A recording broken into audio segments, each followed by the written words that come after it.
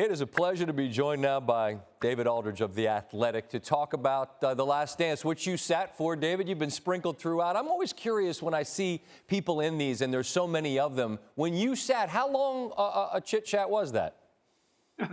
It was somewhere between 2.5 hours, Scott. I thought it was going to be like 30 minutes, But yeah, I'm surprised. I was surprised they went into as much detail as they did with me, and pleasantly surprised, I guess, to see that they viewed some of my commentary as worth having in the show. As you've watched it, what have you been struck by as these stories are remembered? Well, Scott, the main thing that I'm happy about with regard to this is I think that younger fans of the NBA that didn't see Jordan play, I'm glad they're getting to see what not only he was like, but the league was like back in the 80s and the 90s and the real competitions. I think those teams really didn't like each other, a lot of those guys.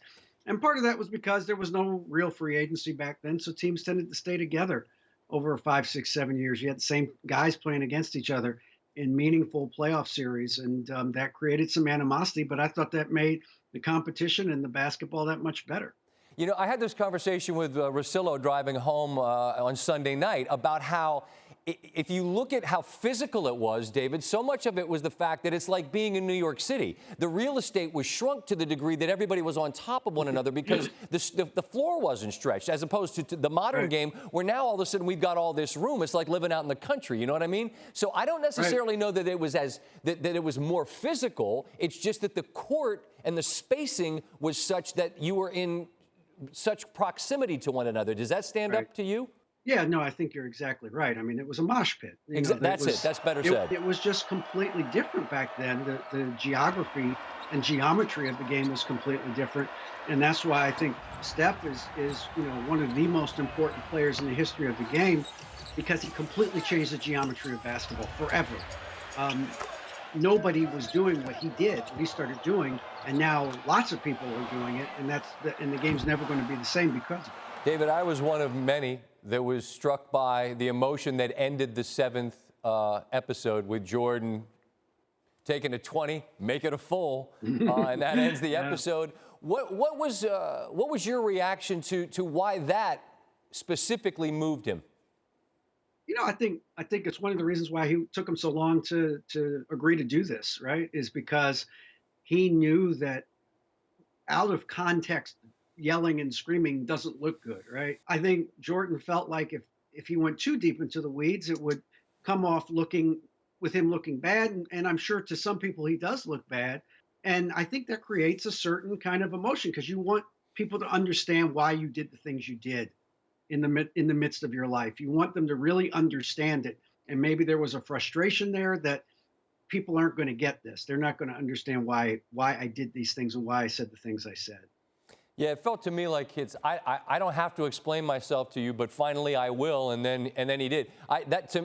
Tony Kornheiser said it on PTI on Monday, and I agree. I said it on Sunday night. To me, the documentary could have ended right there. All right. Sure. Now I get it.